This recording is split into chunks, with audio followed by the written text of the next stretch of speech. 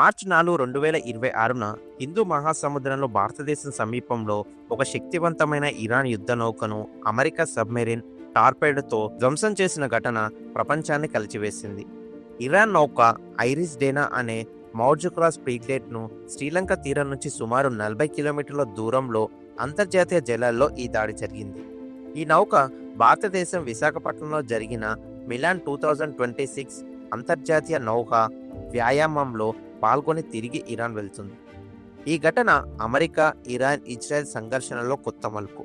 కానీ దీని పర్యావరణ ప్రభావాలు మరింత ఆందోళనకరంగా ఉన్నాయి. శ్రీలంక నౌకాదళం ప్రకారం మార్చి 4 ఉదయం ఐరిస్ డేనా నౌక నుంచి డిస్ట్రెస్ సిగ్నల్ వచ్చింది. నౌకలో 180 మంది సిబ్బంది ఉన్నారు.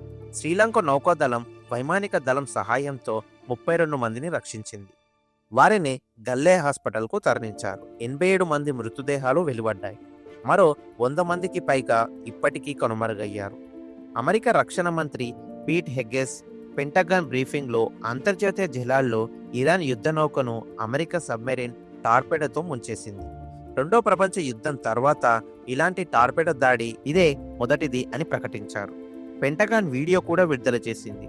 ఇరాన్ వైపు నుంచి ఇంకా అధికారిక స్పందన రాలేదు, కానీ ఇరాన్ విప్లవగాడులు మిడిల్ ఈస్ట్ మొత్తం సైనిక, ఆర్థిక మౌలిక సదుపాయాలను ధ్వంసం చేస్తామని హెచ్చరించారు. ఈ నౌక భారత్తో ఎలా ముడిపడింది? IRIS Dena Moudge class frigate Iran south ఫ్లీట్కు చెందింది. ఇది విశాఖపట్నంలో జరిగిన 2026 మిలాన్ లో పాల్గొని తిరిగి వస్తుంది. భారత్ హోస్ట్ చేసిన ఈ వ్యాయామంలో 50కి పైగా దేశాలు పాల్గొన్నాయి. ఇది భారత్ హిందూ మహాసముద్రంలో చూపించే ఆధిపత్యానికి నిదర్శనం.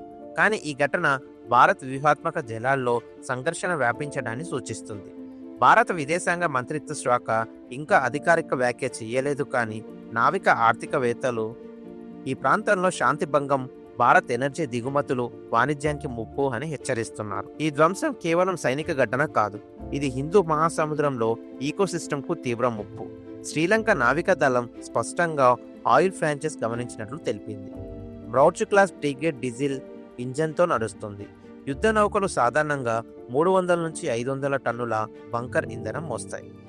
టార్పెడో దాడితో నౌక మునిగిపోవడంతో ఈ ఇంధనం సముద్రంలోకి చిందుతుంది. ఇది 2021లో శ్రీలంకలో జరిగిన ఎక్స్ప్రెస్ పెర్ల్ విపత్తును గుర్తు చేస్తుంది. అందులో కెమికల్స్, ప్లాస్టిక్ నడుల్స్ వల్ల సముద్ర జీవులు లక్షల సంఖ్యలో చనిపోయాయి. మత్స్య పరిశ్రమకు కోట్ల రూపాయల నష్టం వాటిల్లింది. ఇక్కడ కూడా అదే ప్రమాదం. చేపలు, కామలు, టడుల్స్ ఫుడ్ చైన్ను దెబ్బతీస్తాయి. హిందూ మహాసముద్రం ప్రపంచంలోనే అతి ముఖ్యమైన బయోడైవర్సిటీ హాట్స్పాట్. ఇక్కడ 20% పైగా సముద్ర జీవులు ఉన్నాయి. భారత తీరం, శ్రీలంక తీరాల్లో మత్స్యకారులు జీవనాధారం దెబ్బతింటుంది. భారత్ బ్లూ ఎకానమీలో సముద్ర మత్స్య పరిశ్రమ సంవత్సరానికి 1,00,000 కోట్ల విలువైనది. అంతేకాకుండా నౌకల్లో ఉన్న missile, explosive leaching, heavy metals సముద్ర దిగువన దశాబ్దాల పాటు కాలుష్యం సృష్టిస్తాయి.